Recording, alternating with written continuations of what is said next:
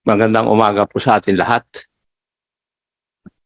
It has been said, Mr. Chair, na ito pong operations involving yung Shabu found in Pampanga was part of a controlled delivery operations. Pwede ko po bang malaman kung sino po ang pwedeng sumagot? Could you please define to us ano po yung controlled delivery operation and how is it conducted para iisang page po tayo? Para maintindihan natin kung ano talaga ang controlled delivery operations involving the delivery of illicit drugs from one place to another. Sino po ang makapagbibigay ng definition nun at saka how is it conducted? Para alam natin lahat, isang page tayo. Mr. Chair.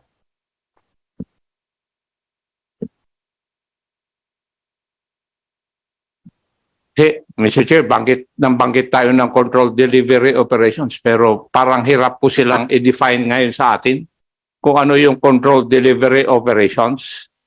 Your Honor, Pdea will answer the question of the Honorable Congressman, sir. A controlled delivery is an investigative technique of allowing an unlawful entry of any dangerous drug or precursors to pass into, through, or out of the country, with a view to gathering evidence to identify any person involved in dangerous drug-related offense or to facilitate prosecution of that offense. If I will define it again, sir, it is an investigative technique used to gather evidence to identify persons involved in drug-related offense or to facilitate prosecution of case by allowing an unlawful or suspect consignment of dangerous drugs or CPCs to pass into, through, or out of the country under the supervision of an authorized officer. Thank you. Mr. Chair, ibig po bang sabihin dito kung halimbawa itong illicit drugs na nanggaling sa Thailand, alam po ng Thailand authorities na may isi-ship na illicit drugs dito sa ating bansa? Your Honor, may I again refer to the NBI who initiated this project, Your Honor.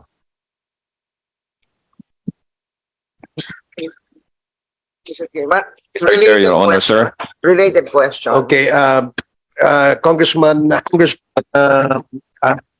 recognized. Under what law is the controlled delivery authorized? Republic Act 9165, Your Honor. Thank you. Thank you, ma'am. Yes, NBI, please respond. Good morning again, Mr. Chair, Your Honor. With regards to the question, if the Thailand authorities know of this shipment containing illegal drugs, we cannot answer that question, sir, kung alam po nung Thailand authorities or they allow it to be shipped, Your Honor, sir. Noong pong nag-decide po kayo na mag-conduct ng controlled delivery operations, meron siguradong information na meron po kayo, di po ba? Yes, sir, tama po. So either galing sa informant ninyo o sa agent ninyo ito. Mr. Chair, Your Honor, tama po. May I know if the agent concerned is around? He is around, yes, sir. Mr. Chair, may I ask questions from the agent? By the name of Oti. Is he present? Can you please come forward? Mr. Chairman, that's why we're requesting for an executive session. This is still an active case. It may compromise the safety of the agent, Mr. Chairman. Okay. May I know who is the handler of the agent? Mr. Chairman, he's a regular agent. Yeah, but who is his boss? I am, Mr. Chairman. Jonathan, matagal na tayo nakikita dito sa hearing dito sa House, di ba? when the agent reported to you na meron siyang informasyon na may darating na illicit drugs dito sa bansa, what was your first action?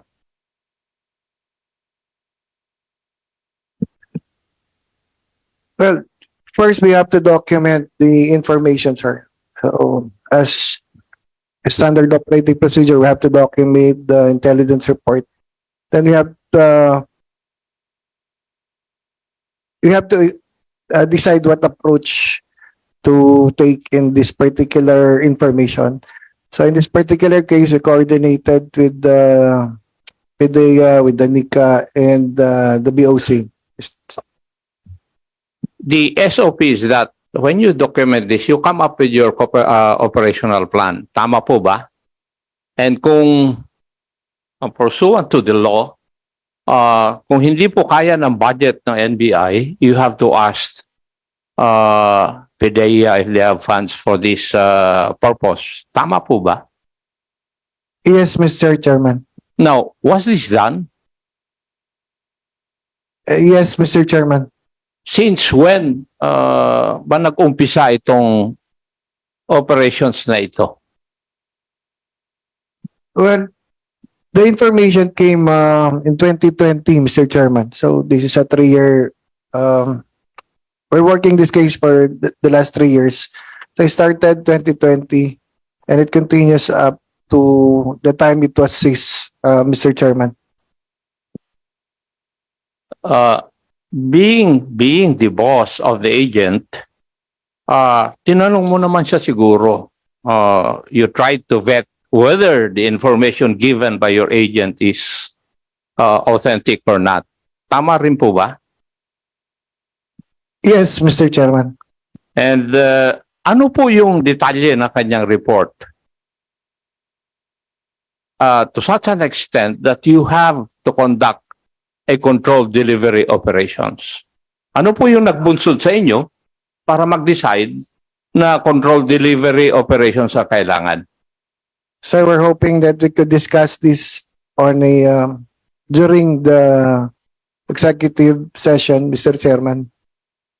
Mr. Chair, I don't think revealing on the criteria that made them decide to conduct a controlled delivery operation would affect our national security or would affect the personal security of the agent concerned, Mr. Chair.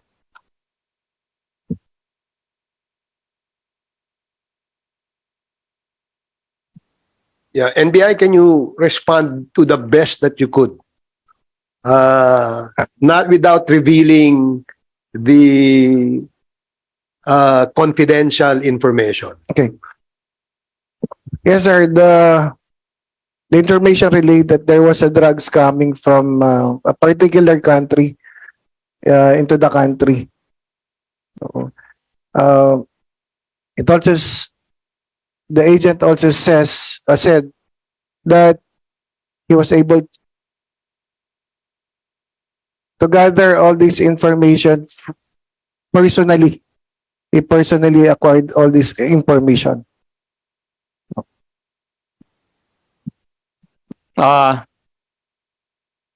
Attorney Jonathan, tinatanong ko ito dahil para makita ko kung yung information na ibinibigay ng inyong agent ay katotohanan compared to what actually happened. For example, ilan po yung weight ng shabu na darating according to the report of your agent? Para ma-verify lang natin kung totoo nga po yung sinasabi niya. Sir, we will gladly answer all these questions in an executive session, Mr. Chairman. Because those details will definitely lead to the identity of the undercover agent, Mr. Chairman. Okay. Ang controlled delivery kasi, Attorney Jonathan, is that alam na po lahat nung dadaanan ng illegal drugs. Alam na po nila lahat na may dadaan na illegal drugs. For example, the Bureau of Customs, alam nila na darating, di po ba? Kasi Ito coordinated eh.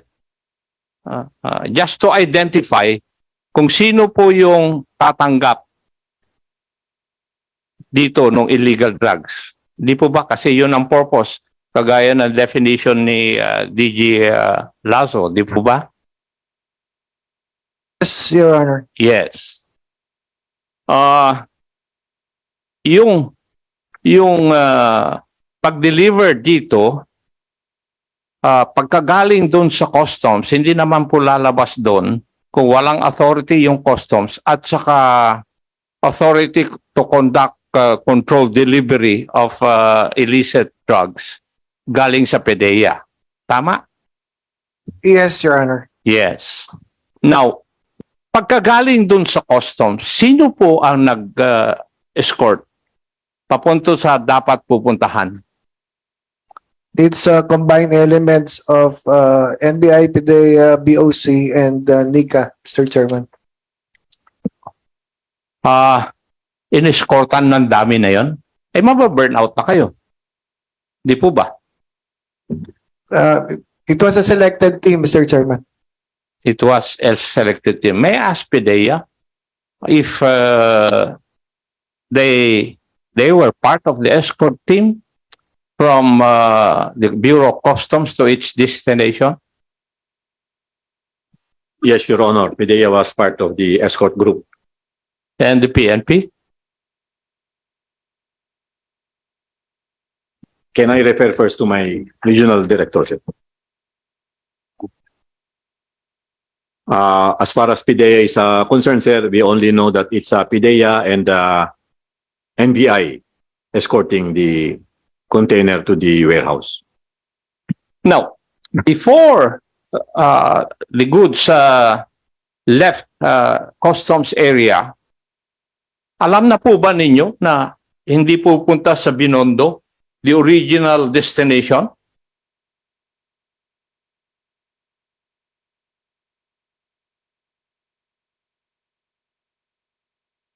Mr. Chairman, we're not ready to disclose those information in public, but we're willing to share that information to Your Honor in an executive session.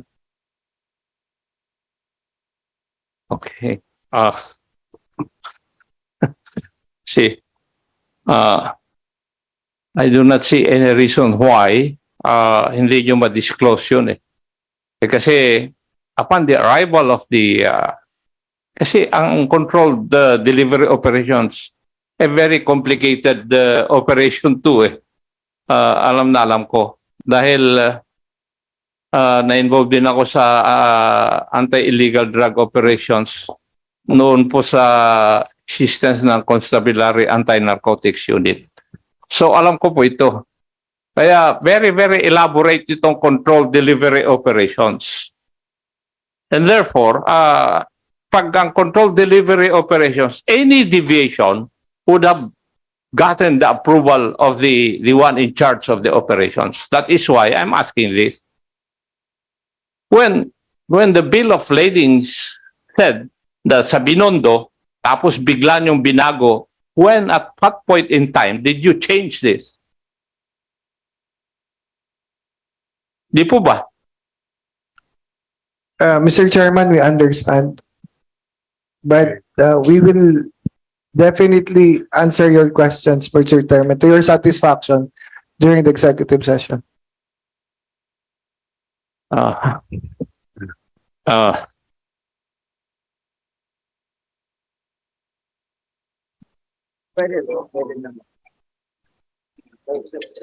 Yung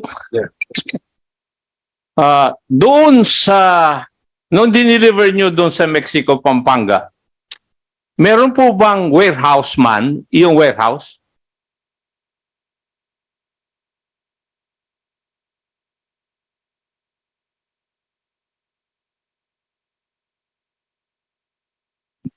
Mr. Chair, Your Honor. None, Your Honor. Wala po. Wala po. In other words, there was nobody who would open the warehouse for you. Wala pong warehouse man na magbubukas ng warehouse kung saan nakita yung illegal drugs.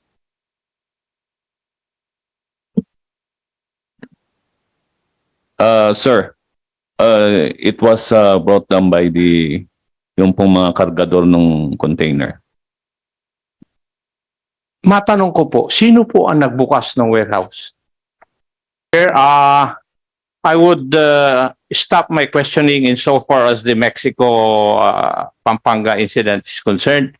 I would now revert to or refer to the Mabalacat incident. May I know from NBI kung nandito po yung mga nag-react doon sa presence ng vehicle doon po sa Mabalacat, Pampanga? Nandito po ba sila? Sir, are you referring to the agents? Yes, who Yeah. reacted to the report of the presence of an abandoned vehicle in Mabalacat, Pampanga? Yes, Your Honor. Nandito po sila. Yes, Your Honor. Yes, pwede po bang matanong po sila? Yes, Your Honor.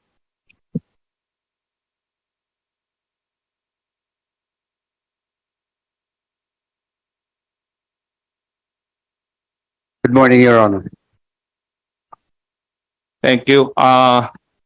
Mr. Chair, according to the report, 6 days pong abandon yung Toyota Avanza sa Mabalacat, Pampanga.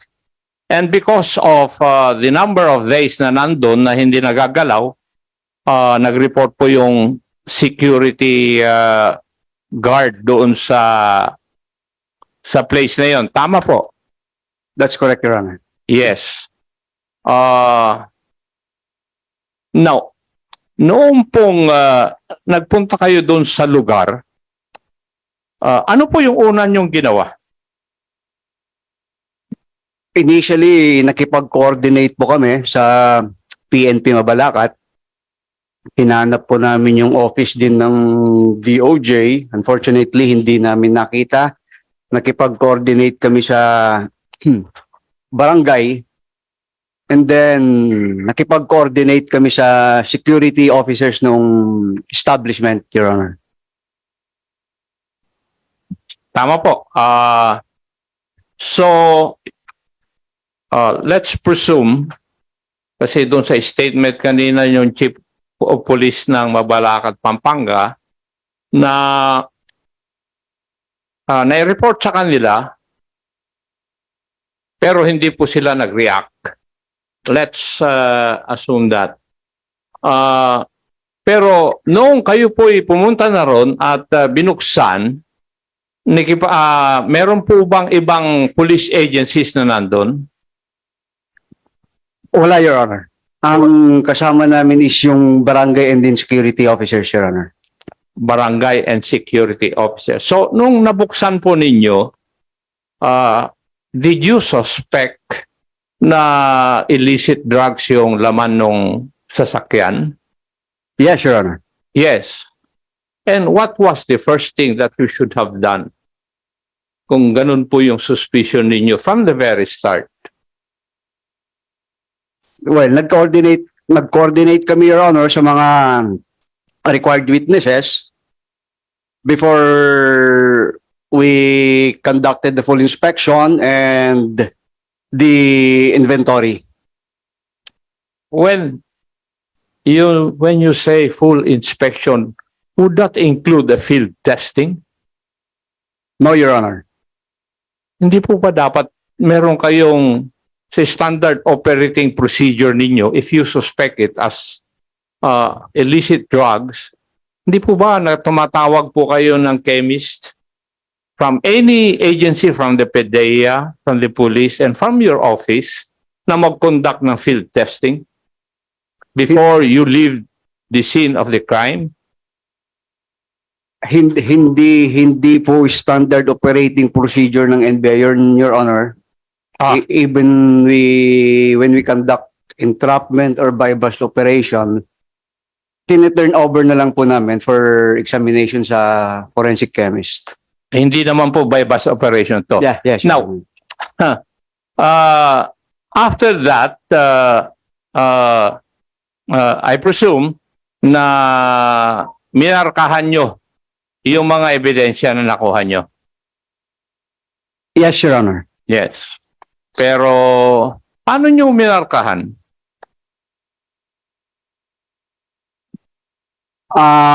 Yung inventory officer, Your Honor, minarakahan niya one by one per pack.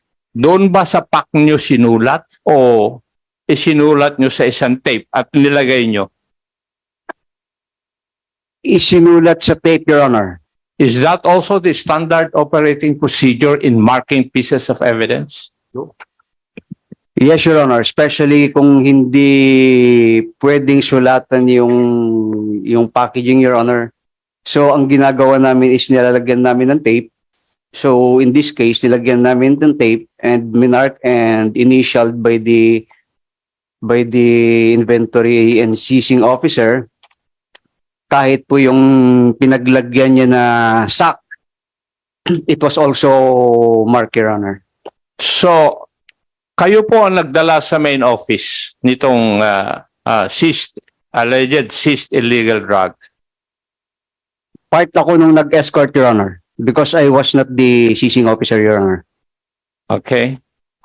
And at the general headquarters or the main office of NBI, tinest ito, di po ba? Nung isinabmit na ng seizing officer sa chemist, Your Honor, tinest na nila. They conducted the examination. And what was the result? And it was found out, Your Honor, that the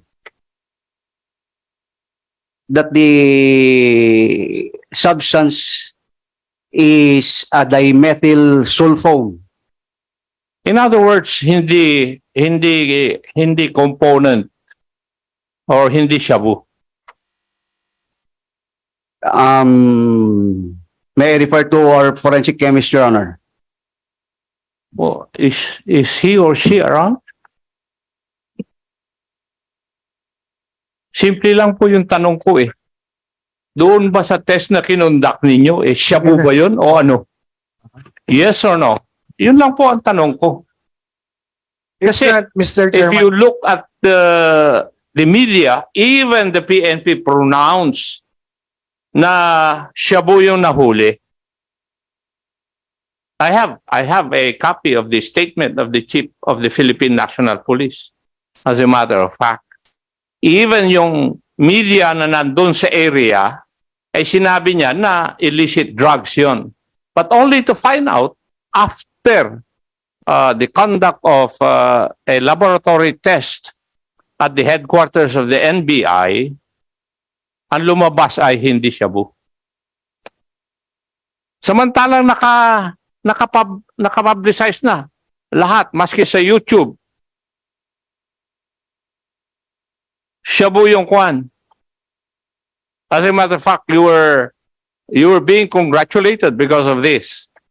Unfortunately, your laboratory expert said hindi po shabu. So, gusto ko pong malaman, ano po yun? Mr. Chairman, may I reply to the query? Mr. Chairman, we did not claim that those substances found were shabu. The media came out that were suspected methamphetamine hydrochloride, but the NBI did never claim that those were shabu. Now, if I may add, Mr. Chairman, that those substances were found to be dimethyl sulfone, which is a extender, shabu extender, which is being used in the manufacture of shabu. Now, what's the relevance? What's the importance of this issue? It only shows that there is a clandestine shabu laboratory in the Philippines right now, and those substances that we were able to seize are going to be used in the manufacture of that illegal drugs.